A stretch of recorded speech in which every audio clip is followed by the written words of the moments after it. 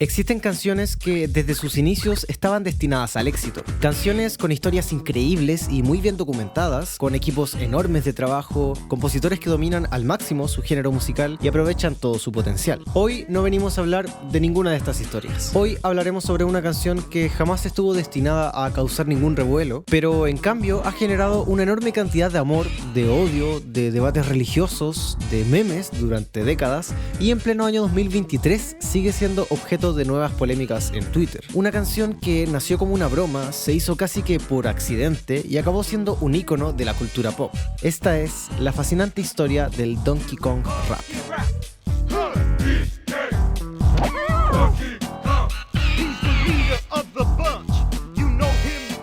En 1994, la empresa británica Rare hace historia al lanzar uno de los juegos más queridos de la década. Nintendo les había encargado hacer un plataformero de un personaje que ellos habían creado en los 80, Donkey Kong.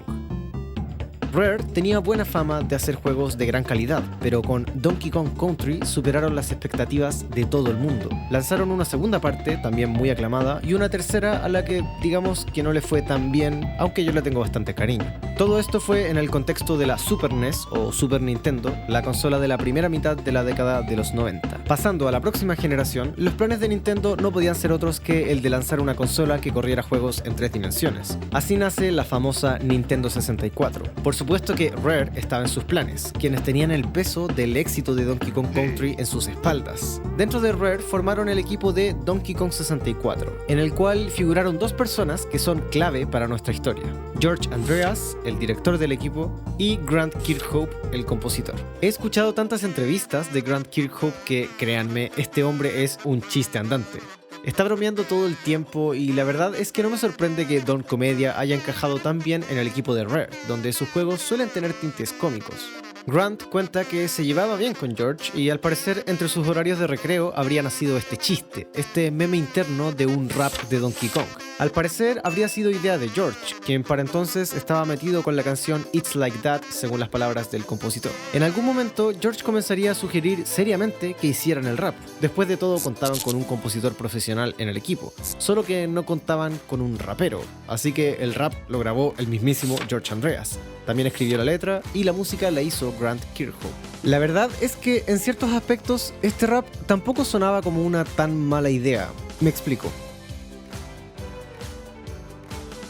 Las aventuras de Donkey Kong Country iban en dúos. Rare siguió esta fórmula en su otro juego Banjo-Kazooie, pero para hacer que Donkey Kong 64 resalte, decidieron hacer a 5 monos jugables, cada uno con sus respectivas habilidades. Esta escena introductoria supone presentar a cada primate. Cada uno tenía sus propias habilidades, además de que Lanky, Tiny y Chunky Kong eran completamente nuevos en la franquicia. Grant Kirkhope tuvo la idea, en mi opinión muy buena, de que cada presentación fuera acompañada por un instrumento diferente. La parte de Diddy tiene una guitarra eléctrica porque él es cool y es el instrumento que toca en el juego. Lanky es acompañado por un trombón porque es divertido y torpe y también es su instrumento. Con Tiny Kong oímos un saxofón que también es su instrumento dentro del juego. Donkey Kong tiene una trompeta en honor a la música swing de los primeros juegos, aunque su instrumento del juego son los bongos. Y con Chunky suenan timbales porque él es pesado, al igual que los timbales, que son estos tambores grandotes y graves. Irónicamente, su instrumento en el juego es el triángulo. Realmente unos comediantes los de Rare.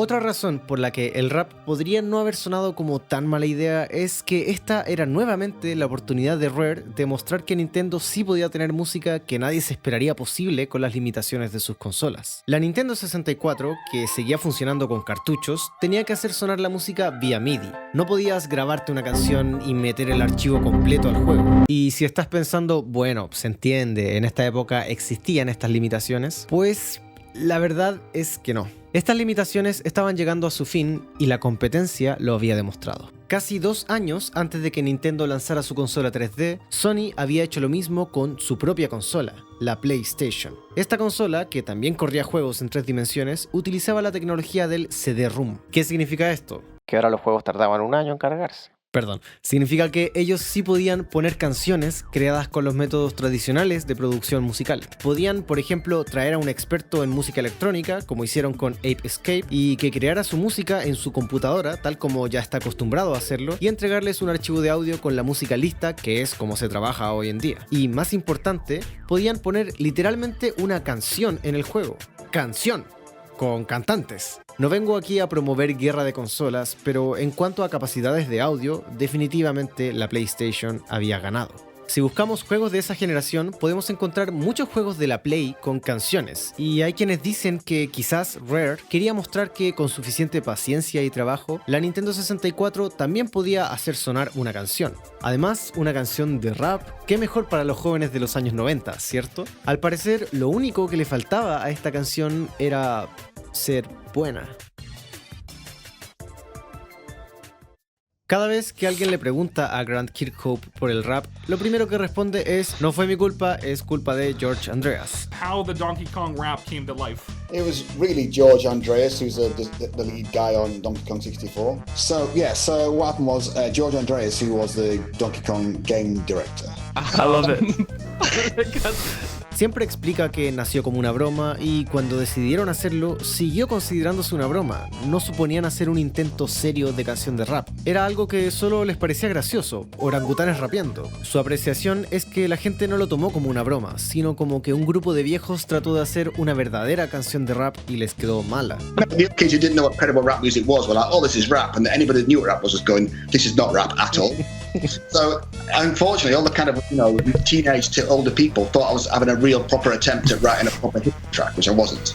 En todas partes se acusaba sus rimas forzadas, su humor ridículo. Hubo un verdadero odio hacia esta canción y ya hablaremos sobre la reacción de la comunidad religiosa. En una entrevista con Games Radar, Grant dijo lo siguiente: pensé que todos entenderían la broma, pero nadie lo hizo. Fue la primera vez que alguien escribía algo negativo sobre mi música. Había sido afortunado hasta entonces, a la gente le gustaban mis temas la mayor parte del tiempo. Se suponía que era un track de broma sobre monos rapeando sobre plátanos y uvas, así que me sentí un poco mal.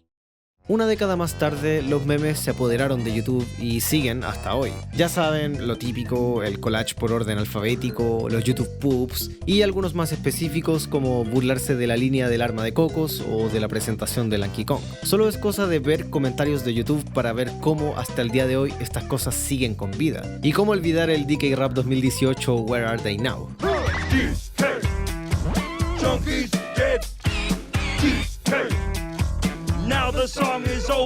A pesar del mal recibimiento, el pasar de los años y los memes comenzaron a hacer que la comunidad le tuviera cierto cariño. Pero hay un sector de personas que probablemente no dejaría de ver con malos ojos tan fácilmente a esta grosería, a esta blasfemia. Para contar esta parte de la historia, tenemos que viajar al sudeste de Estados Unidos, al sector conocido como el Cinturón Bíblico de Norteamérica. La empresa Rare y la banda de rock The Beatles tienen algo en común, además de ser ambas británicas. Remontémonos al año 1966. Los Beatles ya habían conquistado el mundo y tenían la atención mundial. El 4 de marzo de ese año, John Lennon dio una entrevista en solitario donde se refirió brevemente al cristianismo. Para aquel entonces, la atención por la religión estaba cayendo en Inglaterra. Asistir a la iglesia era cada vez menos común y hasta algunos comediantes se burlaban de los intentos de los religiosos por ganarse la atención de la gente. En este contexto, John Lennon dijo algunas frases como que los Beatles eran más populares que Jesús o que no sabía qué se iría primero, el cristianismo o el rock and roll. Estas afirmaciones pasaron totalmente desapercibidas en su país, pero cuando se publicaron meses más tarde en Estados Unidos,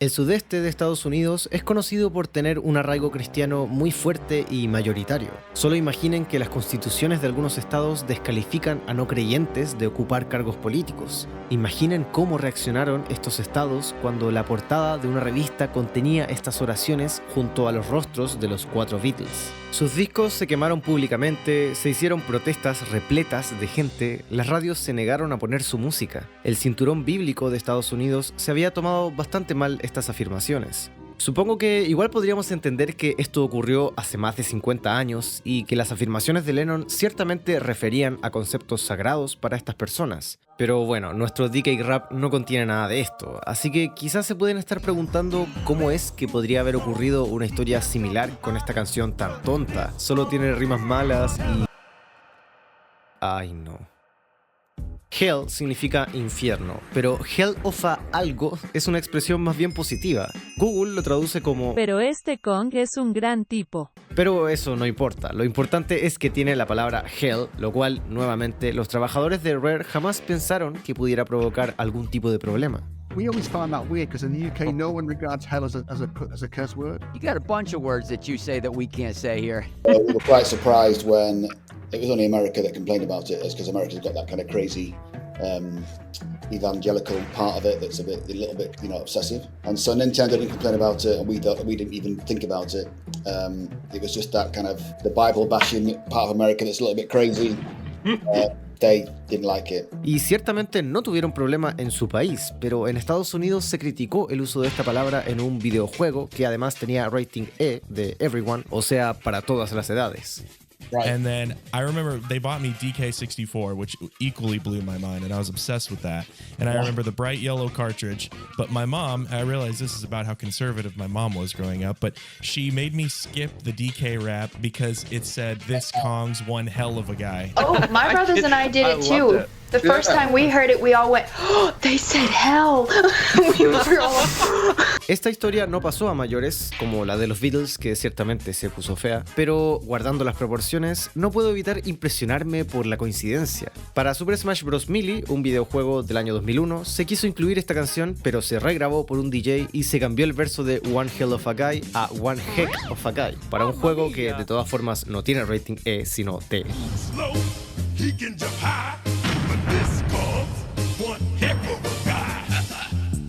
Esta es la versión que se ha utilizado en los juegos que han incluido la canción posteriormente, pero pese a tener muchas más apariciones en otros juegos, definitivamente no es tan famosa como la original que solo apareció en Donkey Kong 64. En el último tiempo, la opinión pública ha cambiado sobre el DK Rap. Últimamente, Internet ha mostrado tenerle mucho cariño. Grant comparó su rap con el fenómeno de la banda ABBA, que con el pasar de los años se pusieron de moda. The young kids who played the game and just were young and just thought it was funny and they completely got it. But it was the older kids that were kind of thinking it's not a proper rap track like we listen to it all day long. So I guess it's taken 20 years for people to like it, but they like it now. No sé si conozcan el juego Yooka-Laylee, un proyecto de plataformero 3D que reunió a muchos ex trabajadores de Rare y se financió mediante donaciones en Kickstarter, logrando publicarse en el año 2017. Uno de los trabajadores fue Grant Kirkhope en la música, quien prometió hacer un Yooka-Laylee rap si la página de Kickstarter recibía más de $1 millón en donaciones. El proyecto finalmente superó los 3 millones, así que...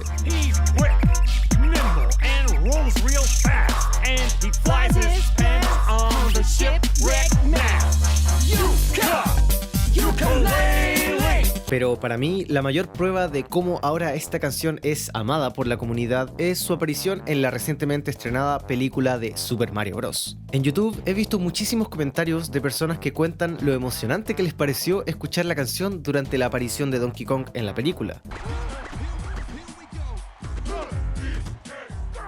Pareciera ser unánime, esta canción, que alguna vez recibió tanto odio, de pronto se acoge con un inmenso cariño. Es como si el desprecio que tuvo alguna vez por haber sido tan ridículo hubiese dado la vuelta hasta el amor. Todo el mundo mostró sentirse muy satisfecho con lo que hizo Nintendo con la película, excepto una persona, Grant Kirkhope. No es que no le haya gustado la idea, todo lo contrario, cuando se enteró de que el rap iba a estar en la película, respondió con mucha emoción. Su emoción duró hasta que se enteró de cómo aparece su nombre en los créditos de la película. No aparece. Las canciones utilizadas en la película están correctamente acreditadas. También aparece el nombre de Koji Kondo repetidas veces, pero en el momento de mencionar el DK Rap solo dice que viene de Donkey Kong 64. No aparece ni su nombre como compositor ni el de George Andreas como letrista y voz. Cuando Grant se enteró de esto, tuiteó sin contexto, bueno, eso es deprimente. Acto seguido, en otro tweet, especifica que esperaba que su nombre estuviese en los créditos y que eso finalmente no fue así. Este post recibió 5.000 retweets y casi 1.000 comentarios, mucho más que el promedio de sus publicaciones. A este suceso le hicieron cobertura a medios como Eurogamer o IGN. Entiendo que Grant esté frustrado. Le preguntan por esta canción en cada entrevista que da. Ha dicho tantas veces... I feel like on my tombstone it's going to say, "Here lies the body of Grant Kirkhope. He wrote the DK rap." On my tombstone, I'll say, "Here lies the body of Grant Kirkhope. He wrote the Donkey Kong rap." On my tombstone, it's going to say, "Here lies the body of Grant Kirkhope. He wrote the DK rap." That's what else to do. That's gonna be on. Que esa cosa que sea por accidente tu canción más conocida, que llegue a una de las películas animadas más vistas de la historia y ver que tu nombre no aparece en los créditos, ciertamente debe ser deprimente. No obstante, esta situación no pasó a mayores y Grant no ha vuelto a referirse al suceso desde entonces, aunque esto ha alimentado la conversación de lo lamentablemente común que es que se omitan nombres en los créditos de las películas o los videojuegos. Así que decidí hacer lo que Illumination no hizo. Escribirle a Grant Kirkhope para preguntarle cómo debería figurar el DK Rap en los créditos de la película. No sé si sea coincidencia, pero Grant no había vuelto a referirse a la película en todos estos meses y un día después de que le escribí este correo, tuiteó que todavía no se ha animado a ver la película. La cosa es que contestó amablemente a mi correo. Como sabemos, los autores son él junto a George Andreas, pero me llamó la atención que en cuanto a performance mencionó a 3 personas. George, por supuesto, Chris Sutherland, eso yo ya lo sabía, ha dicho en varias entrevistas que Chris es el rapero de apoyo en las frases que suenan a 2 voces, pero la tercera persona, en todas las entrevistas que revisé, jamás lo oí decir que él también fue parte del rap. ¿Es esto una confesión inédita? ¿O lo estoy entendiendo mal? Bueno, tomando estas sugerencias, así es como deberían haberse visto los créditos de la película.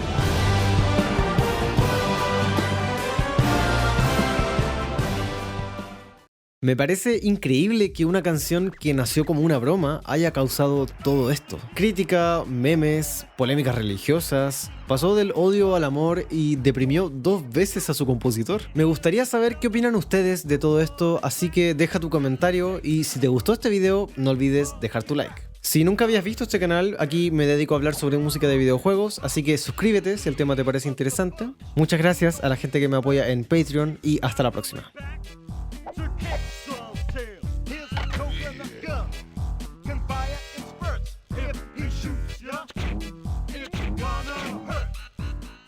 Oh, banana.